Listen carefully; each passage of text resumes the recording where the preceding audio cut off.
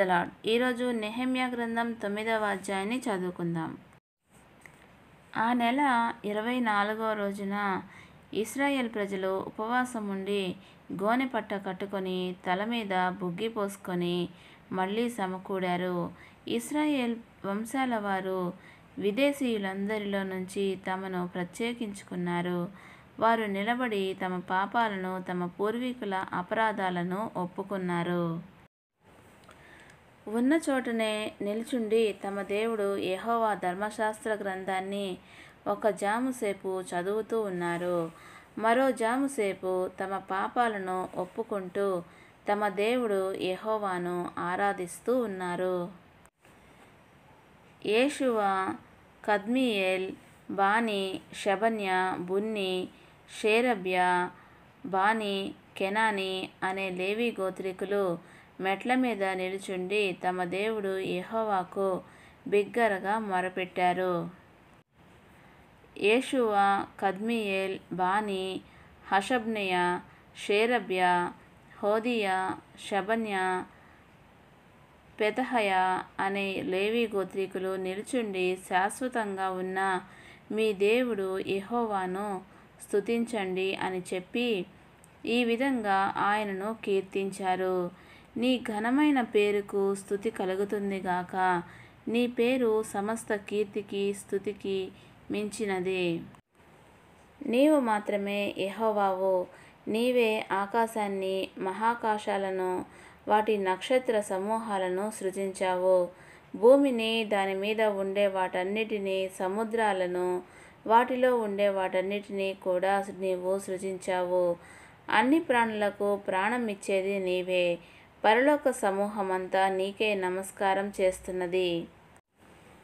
యెహోవా అబ్రామును ఎన్నుకొని కల్దీయ దేశంలోని ఊర్ నగరం నుంచి తీసుకువచ్చి అతనికి అబ్రహాము అని పేరు పెట్టిన దేవుడివి నీవే.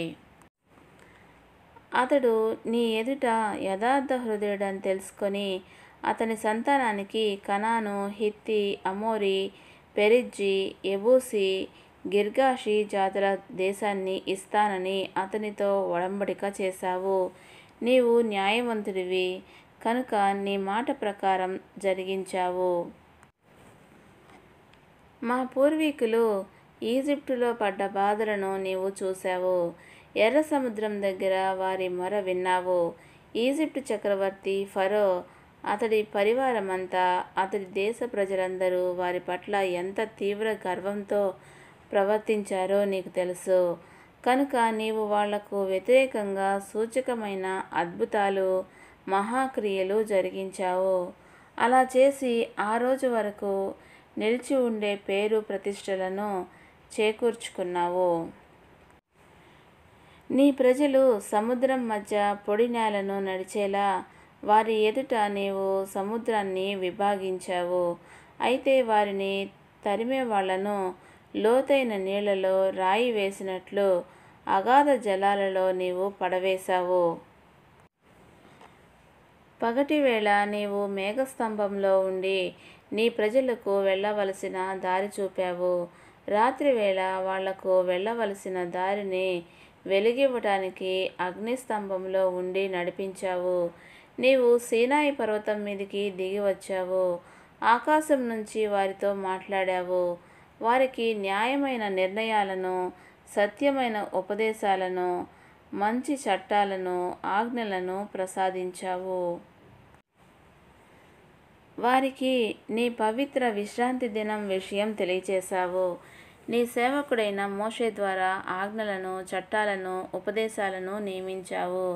వారి ఆకలి తీర్చడానికి ఆకాశం నుంచి ఆహారాన్ని, వారి దాహం తీర్చడానికి బండలో నుంచి నీళ్లను తెప్పించావు.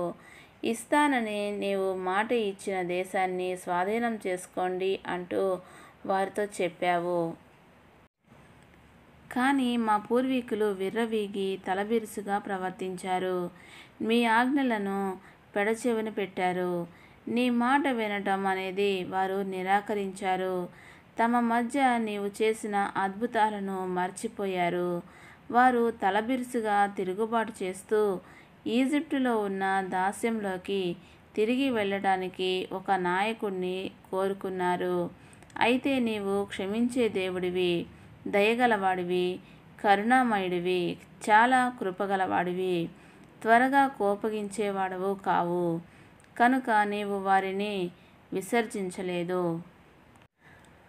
వారు దూడ ఆకారాన్ని పోతపోసి ఈజిప్టు నుంచి మనల్ని తీసుకువచ్చిన దేవుడు ఇదే అని చెప్పి ఘోరమైన దేవదోషణ చేసినా నీవు వారిని విడిచిపెట్టలేదు. నీ కరుణ గొప్పది కనుక నీవు ఎడారిలో వారిని విసర్జించలేదు. పగటివేళ ఆ మేఘస్తంభం వారికి దారి చూపడం, రాత్రివేళ అగ్నిస్తంభం వారు వెళ్ళవలసిన దారిని వెలిగివ్వడం మానలేదు. వారికి ఉపదేశించడానికి దయగల నీ ఆత్మను ప్రసాదించావు. నీ మన్నాను నీవు వారికి ఇయ్యక మానలేదు. వారి దాహానికి నీళ్ళిచ్చావు. నిజంగా 40 సంవత్సరాలు ఎడారిలో వారిని పోషించావు. వారికి ఏమీ కొదువ కాలేదు. వారి బట్టలు పాతగెలలేదు. వారి కాళ్లకు వాపు కలగలేదు. తర్వాత నీవు వారికి రాజ్యాలను, జనాలను అప్పగించి వేరు వేరు ప్రదేశాలను ఇచ్చావు. వారు హెష్బోను రాజైన సీహోను దేశాన్ని, బాషాను రాజైన ఓగు దేశాన్ని స్వాధీనం చేసుకున్నారు.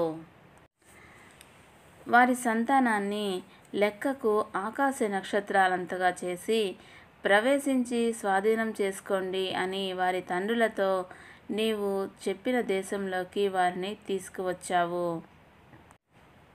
ఆ సంతతి వారు దేశంలోకి వెళ్ళి దాన్ని స్వాధీనం చేసుకున్నారు. దేశంలో కాపురమున్న కనాను జాతి వాళ్ళను వారి ఎదుట ఓడించావు. తమకు మనసు వచ్చినట్లు చేయటానికి వాళ్లను, వాళ్ళ రాజులను, దేశంలో ఇతర జనాలను వారి చేతికి అప్పగించావు. వారు కోటలు, గోడలు గల పట్టణాలను, ఫలవంతమైన భూమిని స్వాధీనం చేసుకున్నారు.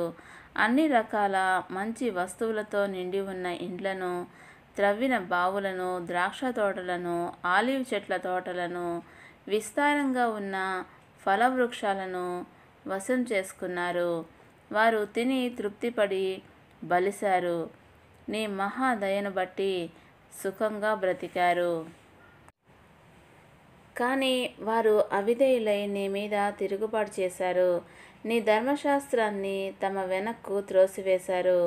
నీ వైపుకు వారిని మళ్లించడానికి హెచ్చరించిన నీ ప్రవక్తలను చంపారు. ఘోరమైన దేవదూషణ చేశారు. అందుచేత నీవు వారిని వారి శత్రువుల చేతికి అప్పగించావు. ఆ శత్రువులు వారిని బాధించారు. వారి బాధ కాలంలో వారు నీకు మొర్రపెట్టినప్పుడు పరలోకంలో నీవు ఆలకించి వారి శత్రువుల చేతుల నుంచి వారిని విడిపించడానికి నీ మహాకరుణ ప్రకారం వారికి రక్షకులను ప్రసాదించావు. అయితే వారికి పరిస్థితులు నిమ్మళించిన తరువాత నీ దృష్టిలో మళ్ళీ చెడుగు చేయసాగారు. అప్పుడు నీవు వారిని తిరిగి శత్రువుల వశం చేశావు. వాళ్ళు వారి మీద ప్రభుత్వం చేశారు. వారు నీకు మళ్ళీ మొర్రపెట్టినప్పుడు పరలోకంలో నీవు విని నీ కరుణ ప్రకారం వారిని విడిపించావు.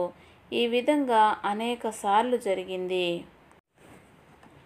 నీ ధర్మశాస్త్రాన్ని మళ్ళీ అనుసరించి నడవాలని నీవు వారిని హెచ్చరించినా వారు విర్రవీగి నీ ఆజ్ఞలకు అవిధేయులయ్యారు. నీ న్యాయ నిర్ణయాలను ఎవరైనా ఆచరిస్తే వాటి వల్ల బ్రతుకుతారు. కానీ వారు వాటిని మీరి పాపాలు చేశారు. నీకు నీ వీపు చూపి తలబిరుసుగా అయిపోయి నీ మాట వినటానికి నిరాకరించారు. చాలా సంవత్సరాలు నీవు వారి పట్ల ఓర్పు చూపించావు. నీ ప్రవక్తల ద్వారా నీ ఆత్మచేత వారిని హెచ్చరించావు. అయినా వారు నీ మాటలు చెవిని పెట్టలేదు. కనుక నీవు వేరువేరు దేశాల వాళ్ళ చేతికి వారిని అప్పగించావు. అయితే వారిని పూర్తిగా నాశనం చేయలేదు, విసర్జించలేదు. దీనికి కారణం నీ మహాకరుణ. నిజంగా నీవు దయాదాక్షిణ్యం కల దేవుడివి. మా దేవ, గొప్ప దేవ, బలాఢ్యుడా, భయభక్తులకు పాత్రుడా, నీ ఒడంబడిక నిలుపుతూ అనుగ్రహం చూపుతూ ఉన్నవాడివి. మా కష్టమంతా స్వల్పమని పరిగణించవద్దు.